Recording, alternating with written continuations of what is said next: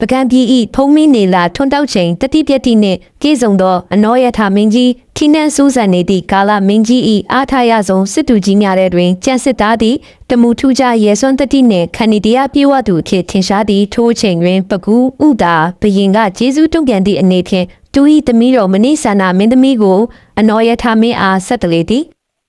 ပကူမပကံတို့အလှပကဲမနိဆန္ဒမင်းသမီးအားခေါ်ဆောင်ရသည့်တာဝန်ကြီးကိုမင်းကြီးကတူ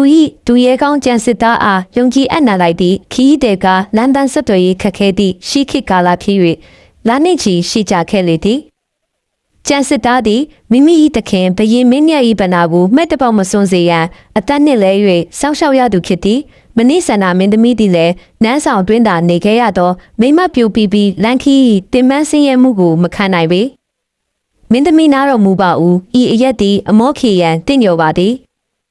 မြင်းများစင်များခေခီးနေလာရမှရနာချိန်များတွင်ကြံစစ်သားသည်မင်းသမီးအားဂယုတစိုက်ပြုစုဆောင်ရှောက်သည့်ကြံစစ်သား၏တမထဲဝသောပုံပန်းခိုင်မာသည့်စိတ်ဓာတ်နှင့်တည်ကြည်သောအကြီးတို့ကိုမင်းသမီးလေးစတင်တတိထားမိလာသည်ကြံစစ်သားကလည်းမနိဆန္ဒ၏နူးညံ့သိမ်မွေ့သောအလှမျက်လုံးထဲတွင်အထည်ကင်းစင်သောအာကူးလိုစိတ်တို့ကိုမြင်တွေ့ရသောအခါစစ်သားကောင်းတဦး၏နှလုံးသားသည်တဖြည်းဖြည်းနှွေးထွေးလာသည်